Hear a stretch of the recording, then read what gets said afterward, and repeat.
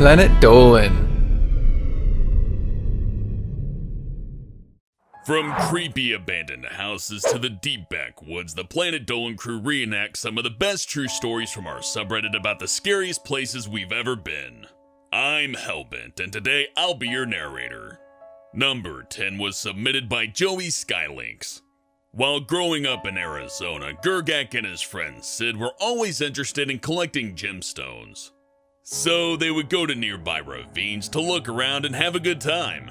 One day, while they were going up a ravine near their apartments, Gergak and Sid came across a drain pipe that was roughly 3 meters wide. Of course, they decided it would be an excellent spot to go find gold and quartz gemstones.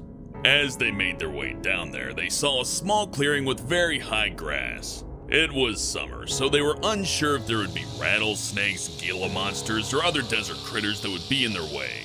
As they walked to the drain pipe, Gergak and Sid heard some rustling in a nearby bush and were struck with fear, unsure what was nearby. Within seconds of hearing that noise, they saw whatever it was pushing the grass down as it approached. They knew it was only a matter of time before it was on top of them, so Gergak and Sid bolted as fast as they could into the drain pipe and out of the other end. What was scary wasn't so much what was in that field of grass, but rather when they finally got to the end of the tunnel, they kept hearing the noise of multiple people yelling and screaming in a ghastly manner. When they made it to the other end, Gergak and Sid saw that the drain pipe led them about half a kilometer away from their complex. When they turned around to see if anything was following them, they saw a dark shadow sitting at the entrance of the tunnel before a gust of wind picked it up and blew it away. Number 9 was submitted by PitFiend007. Mikhailum's grandpa lives out in the country in the mountains of Tennessee, where a lot of battles were fought in the Civil War. He took Mikhailum and his older brother along on a tour of one particular house. He said the house was built back in the 1830s and was renovated and remodeled, but eventually abandoned in the 1930s, and now it's just decaying and ruin. He told Mikhailum that back in the Civil War, a group of Union scavengers came up to the house in the night. At the time, a young woman lived there alone. The half-dozen soldiers each took turns raping her and then knocked her unconscious and burnt the house with her inside. The house was rebuilt with the only original part left being the basement. It changed ownership a couple of times, but Mikhailum's grandpa told him that no one ever lived there for more than a couple of years. So Mikhailum, his grandpa, and his brother went inside, and fortunately it was broad daylight. He was immediately struck by the sense that he shouldn't be in there. They explored the house, but Mikhailum couldn't get the feeling out of his mind until he came across the door to the cellar. He wanted to look like a tough explorer in front of his tough-as-nails grandpa, so he opened it. It was pitch black. He was suddenly hit with an overwhelming sense of absolute fear and panic. Mikhailum was silent, and he swore he could hear slow footsteps coming up the rotting wooden stairs. He shouted, Oh, fuck no! as he slammed the door and locked it. After calming himself down, he heard something behind the cellar door, pounding it violently. Mikhailum saw it shake and then ran out of the house. Number 8 was submitted by allyourbasearebelon. When Melissa was 17 and her sister was 12, they went hiking in the woods with their family dog in rural Missouri. They didn't get very deep into the woods when they found what looked to be an abandoned playground. The place was in bad shape, the equipment was rusty and falling apart, and nature was taking over. The whole place had a "you don't belong here" vibe. After a couple of minutes, Melissa and her sister heard a loud bang come from what was left of some monkey bars. Neither of them really remember what happened afterwards. All Melissa could remember was a massive headache and then waking up outside in the woods, sprawled out on the ground with her still unconscious sister clinging to her arm. Melissa had to carry her sister back home. Number 7 was submitted by Aleem912. One time, Dolan's local youth group hiked to a haunted house that was owned by Count de Charles Lopenot, a rich slave master who ran a cocoa estate, who also had a horse farm and a graveyard for his slaves and his dead wife. During the night, they heard a whisper in French and frequent horse cries, so the group went out to see what was creating the noise.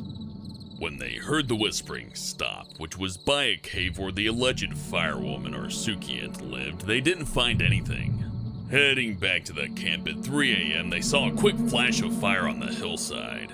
Then what seemed to be the silhouette of a man on a horse yelling in French at them on a hillside for what seemed to be like 2 seconds. As Dolan and his group got up to the top, there was nothing.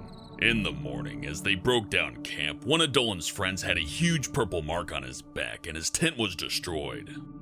Number 6 was submitted by XX Haley the Bug XX.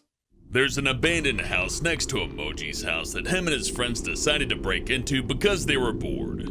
As soon as they walked in, it was filled with porcelain dolls. This was already fucked up enough, but when they explored the rooms, there was a skeleton of an animal in a bedroom. After they saw this, Emoji and his friends decided to get the hell out of there. Number 5 was submitted by Sky Shadow 1. The scariest place Honeybits has ever been is in a house on top of a hill in the middle of the woods. There was a story that a woman who did witchcraft lived there. And being the idiot that she was, Honeybits went.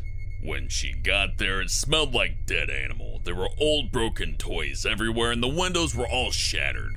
She looked down the hall and saw something hunched on its back, walking towards her. Honeybits screamed and ran all the way home. She had nightmares about the place and doesn't go into those woods anymore. Number 4 was submitted by Tidusdowthelas. The spookiest place Pringle ever went was in the backwoods of Camelback, Pennsylvania. He was 8 when him and his family went to investigate an old site. As his dad distributed the soil and leaf litter, Pringle heard a sharp scream. "Get out!" And he saw a shadowy figure with a red aura on the 2nd floor of the ransacked building. He asked his mother, "Who's that figure in the window?" She looked and then asked him, "What figure? There's no one there!" Even now, after 15 years and a better understanding of the world, Pringle doesn't know who or what the specter was. Number 3 was submitted by Big G566. Andy Mations and her 2 friends were exploring the countryside where they lived and ran into an old theater. Without any thought, they decided to go in and check it out. When they stepped inside, everything was still there. So they walked into the actual place where they showed the movies. When they went in, they were in shock to see a person standing on top of the stage staring at them. They thought it was just a prop, so they went closer to it. And as they did, it started moving closer to them. Andy Mations and her friends ran out as fast as they could and never went back. Number 2 was submitted by XXX Dank Memester XXX. Every Christmas, Legna's family hosts a gigantic Christmas parties at a gigantic church, and they usually hand out presents and hot food. Sometimes Legna and the other kids would play hide and seek, going up as far as 2 stories. Above there is a dark mansion-like room that no one uses. They used to hear growling and gagging noises from there. One night, Legna and his friends Ladybot and Tullip had the nerve to hide up there, and it was fine at first. It was dark, but nothing happened for the first 5 minutes, until they heard a little growl and some tapping. Legna said quietly, What the hell was that? His friends were too scared to move. They knew they weren't alone, and whoever that was out there was not friendly. Then they heard their full names being called. They didn't move, and Tullip said, "I don't want to die."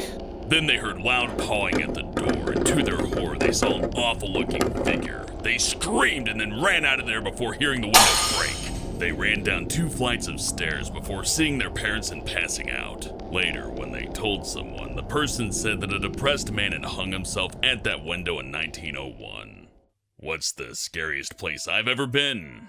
Once at an old job, I got stuck in a walk-in freezer. The door mechanism had failed, and unfortunately, those doors are really sturdy, so trying to bash it down or bust through the window wasn't working. No cell phone reception either. The idea of calling out for help was off the list. On the plus side, I was surrounded by beer, so at least I wasn't gonna die of thirst. On the dark side, nobody was set to come back to that place for another 12 hours. So at first I panicked. Kicking the door down wasn't gonna happen. Fixing the mechanism off the list. Breaking the window, maybe, but it wasn't working out for me at the moment. Turns out glass that's meant to insulate is actually pretty fucking tough. So after about 2 hours of running around that little cube with my cell phone, desperately trying to get a line out, it suddenly struck me that I was freezing to death. In a panic, I was freaking out thinking, how am I gonna turn this thing off? And then I went and just turned it off. There was a switch right there the whole time. But staring up at the box fan slowing down reminded me of something. That fucking thing's pulling in air from the outside. That's my ticket out. So for the next 45 minutes, I disassembled the fan using a multi-tool I had in my pocket and carefully placed all of the parts inside of the freezer in a very neat pile. I would have freaked out and ripped the whole thing apart, but at that point I had about 8 beers, so I was okay. Anyways, after I disassembled the fan unit, I climbed through the ventilation shaft, dropped out from about 10 feet onto the concrete, and I was free. Alright, I realized that there are no ghosts and it's not a spooky story, but that first hour or two was pretty fucking terrifying. Knowing you're completely alone and nobody's gonna come to help you put your psyche to a very specific test. And while passing that test feels good, I still get a little bit nervous every time a door shuts behind me in a walk-in freezer. Huge thanks for the folks over on our Planet Dolan subreddit for submitting their stories. We have another question for you. What's the worst thing you've ever done while drunk? Let us know on the Reddit page linked below and you might be featured in a future countdown. But that's all I got for today, so thanks for watching and I'll see you next time. At that moment, Melissa thought her life was going to be over.